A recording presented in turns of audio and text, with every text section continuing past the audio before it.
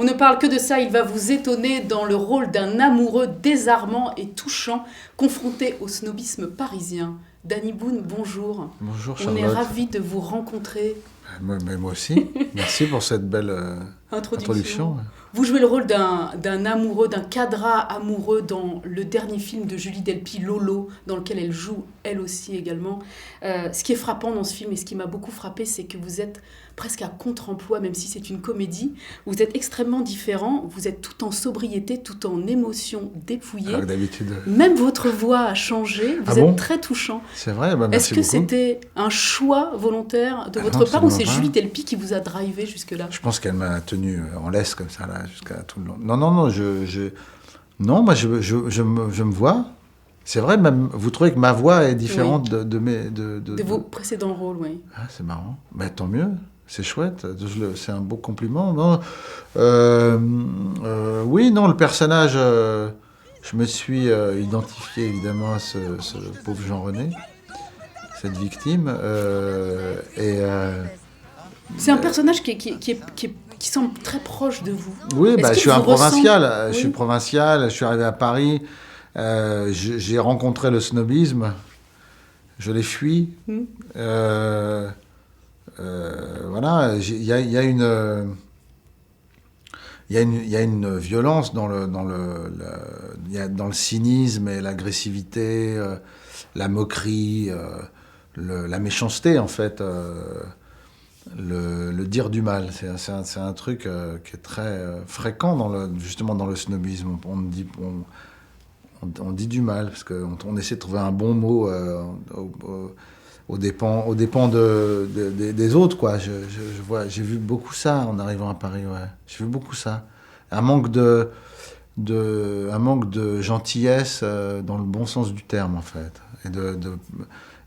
Voilà, je joue donc un personnage très optimiste, qui est content. Un peu naïf ?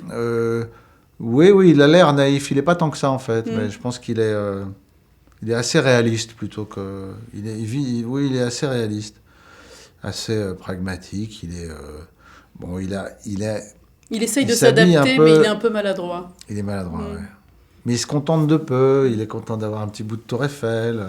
Même s'il se rend compte au bout d'un moment qu'il s'est un peu fait avoir quand on lui a dit qu'il avait la vue sur la Tour Eiffel, qu'il a juste un tout petit bout comme ça. Juste le sommet. Ouais.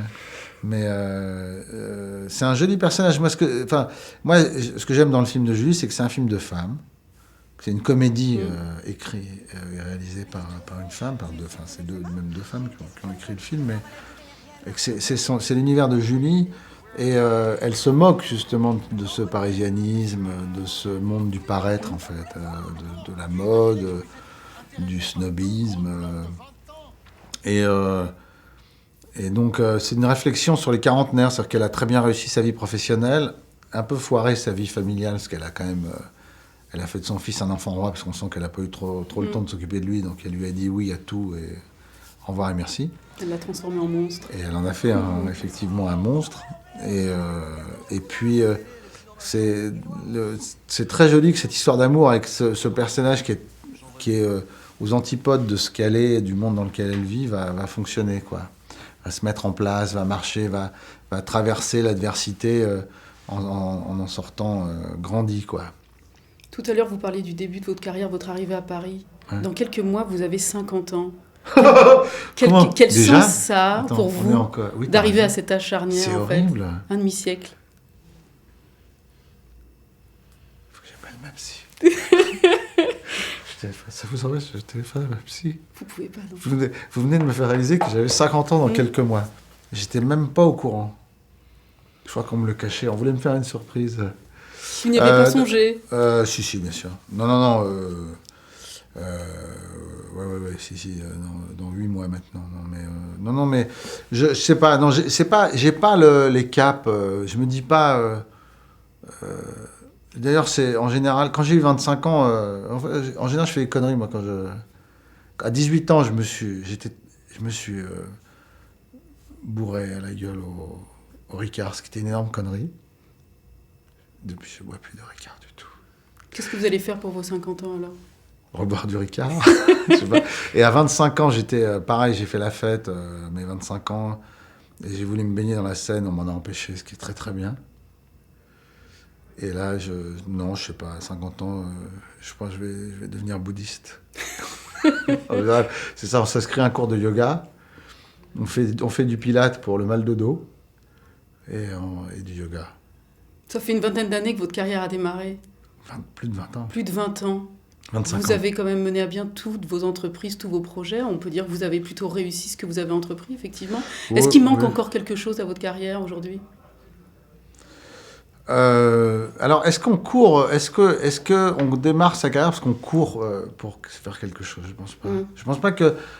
Je pense pas avoir démarré ma carrière en me disant tiens, j'ai besoin de ça, il me manque ça dans la vie.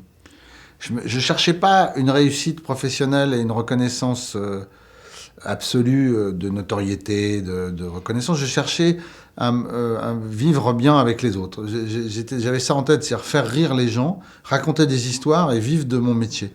Et moi, j'ai un souvenir très précis où je jouais au Movies, qui était un petit café-théâtre tenu par Richard Calfa, une trentaine de places. Je jouais dans cet endroit, c'était rue Michel-Lecomte, et je faisais une moyenne de 10 à 15 payants par jour, ce qui me suffisait amplement pour vivre. Je vivais très bien, et j'étais très heureux. Alors, il y a des jours où je faisais 2 payants, c'était plus compliqué. Mais en tout cas, j'étais bien. La journée, je pouvais aller au cinéma, au musée, voir d'autres trucs. J'avais du temps, plus de temps pour lire, d'ailleurs, ce qui était plus agréable. Et puis après, on est venu me chercher, en fait, et les choses ont grandi. J'avais un potentiel apparemment important, sans vraiment m'en rendre compte. Et après, on vit, on nourrit sa carrière avec les rencontres avec des autres, quoi, notamment Julie Delpy, en l'occurrence. On apporte quelque chose, on se nourrit des autres, on se nourrit les uns les autres, quoi. Et puis voilà, on avance et on évolue grâce à ça. Mais justement, quand je parlais de votre sobriété dans ce film, même si c'est une comédie, est-ce qu'aujourd'hui, vous n'avez pas envie d'aller sur des rôles plus sérieux, de montrer autre chose de vous ? Et vous ne l'avez pas déjà amorcé, même si vous aviez déjà joué un rôle dramatique en 2005 dans Joyeux Noël. Oui, c'est vrai. Mais c'était il y a 10 ans. C'était il y a 10 ans, oui, 2005. Mais Charlotte, vous êtes hard avec les années. Un ordinateur.